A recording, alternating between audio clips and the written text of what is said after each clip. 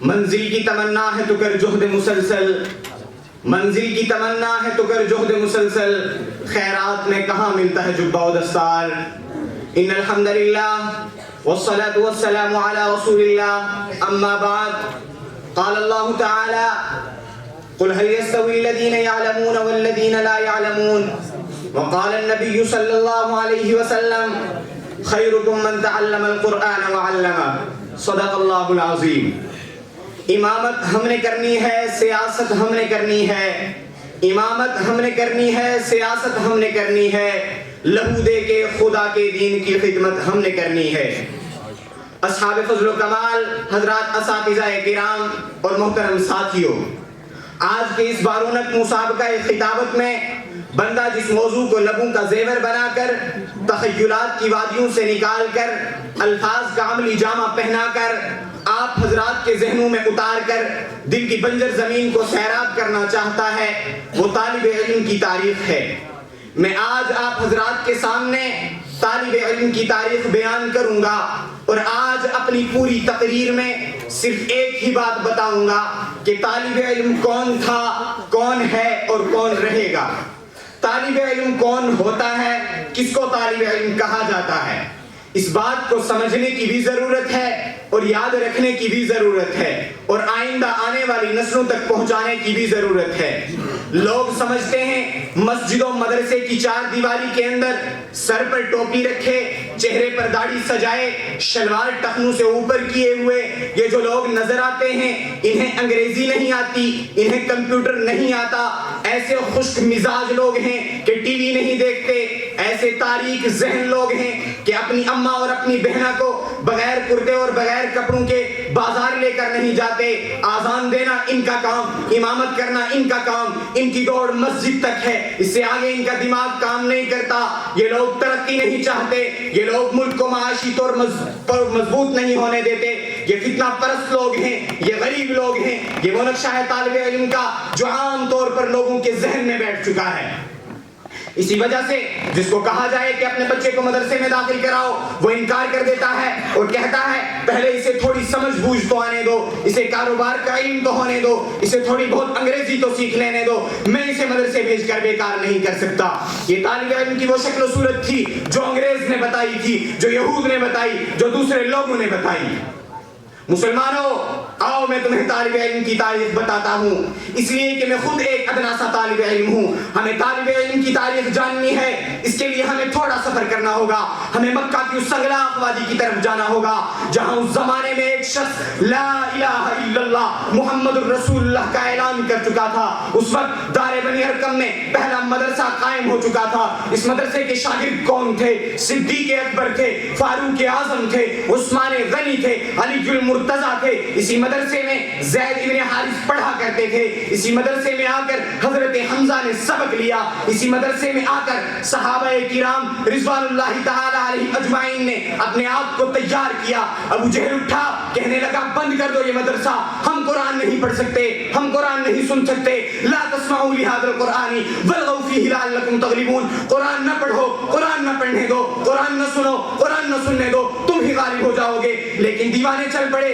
مدینہ کی جانب، مدرسہ سینے میں لیے ہوئے۔ وہاں حضرت مصعب بن عمیر پہلے سے مدرسہ قائم کر چکے تھے، پھر جا کر یہ دوسرا مدرسہ کھل گیا۔ تاریخ میں اس مدرسے کو صفا کے نام سے یاد کیا جاتا ہے، جہاں جبریل امین صلی اللہ علیہ وسلم آیا کرتے تھے، آپ صلی اللہ علیہ وسلم درس دیا کرتے تھے، جبریل امین نئے نئے سبق لایا کرتے تھے، آ کر سبق دیا بھی کرتے تھے، استاذ کو پڑھانے کا سلیقہ سکھایا بھی کرتے تھے۔ یہ مدرسہ لگ گیا، لوگوں نے کہا یہ مدرسہ کرے گا کیا؟ مدرسے والوں نے کر کے دکھایا۔ یہ مدرسہ لگ گیا، لوگ کہنے لگے اس ابو ہریرہ کو دیکھو، اس انس کو دیکھو، پہننے کے لیے کپڑے نہیں، کھانے کے لیے روٹی نہیں، اور یہ بات کرتے ہیں لیظہرہ علی الدین کلی، ہم دین کو غالب کر کے دکھائیں گے۔ او پہلے اپنے کپڑوں کا تو انتظام کر لو، پہلے اپنی روٹی کا تو بندوبست کر لو۔ تم تو کہتے ہو ہم مدینے میں خلافت لائیں گے، تم تو کہتے ہو ہم روم و فارس کو فتح کریں گے، لیکن یہی طلبہ کچھ دیر کے لیے کتابیں بند کر کے بالائے طاق رکھ کر میدان بدر کی جانب نکلتے ہیں، ہاتھ میں اسلام کا پرچم لے کر اسلام کا سبق دیتے ہیں کہ تھوڑی دیر کے بعد مارکہ بدر سجایا کرتا ہے۔ میرے طالب علم بھائیوں، اپنے مدرسے کی بنیاد کو یاد رکھنا۔ یہ مدرسہ مکہ سے چلا تھا، پھر مدینہ کی جانب منتقل ہوا، وہاں سے پھر یہ مدرسہ دوبارہ مکہ کی جانب منتقل ہوا. وہاں سے یہ مدرسہ اس طائف میں جا کر پہنچا جہاں مدرسہ کھولنے نہ دیا گیا بلکہ اللہ کے نبی صلی اللہ علیہ وسلم پر پتھر برسائے گئے.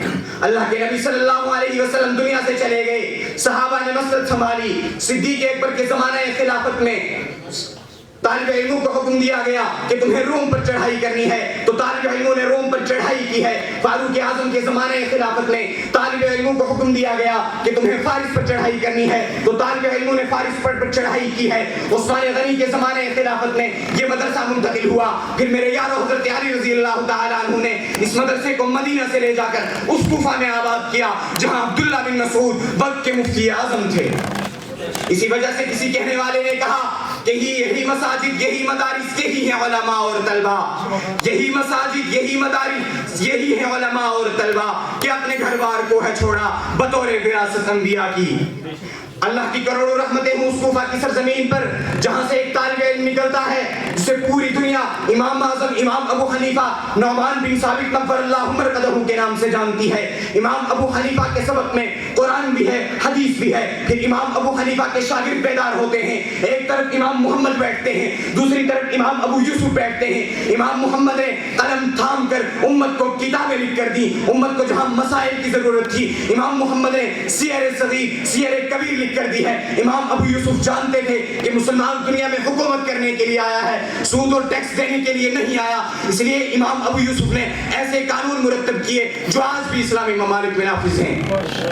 طالب علموں جو میں تمہیں طالب علم کی تاریخ بتانا چاہتا ہوں وہ یہ ہے کہ تم نے ہی معرکہ بدر لڑا تھا. تم نے ہی معرکہ احد لڑا تھا. تمہاری غیرت کا یہ نشان تھا کہ تم اپنے استاد کے ساتھ عمرے پر جا رہے تھے.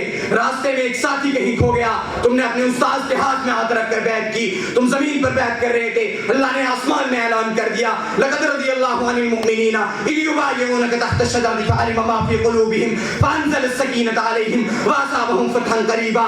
تو پھر جناب والا مجھے کہنے دیجئے اٹھ شیر مجاہد ہوش میں آ تعمیر خلافت پیدا کر. کیوں فرقے فرقے ہوتا ہے اب ایک جماعت پیدا کر تو بھی ترقی دنیا میں اسباب تجارت پیدا کر. قارون کی دولت ٹھکرا دے عثمان کی دولت پیدا کر. اسلام کا دم تو بھرتا ہے باطل سے پھر کیوں ڈرتا ہے. یا تو اسلام کا نام نہ لے یا شوق شہادت پیدا کر. دل سے کہہ کے آ گھبرائے نہ حالات بدلنے والے ہیں. جو کانٹے بن کر آئے تھے وہ لمحے ٹلنے والے ہیں. مظلوموں کی آنکھوں میں اب شعلوں کی ادائیں پھیلی ہیں. یہ جال تو اب سیادوں کے سڑنے گلنے والے ہیں. ہمت ہی نہیں طوفانوں میں جذبوں کو ہمارے چھین سکیں. یہ جتنا ہم سے الجھیں گے ہم اور مچلنے والے ہیں. واخر دعوانا الحمدللہ.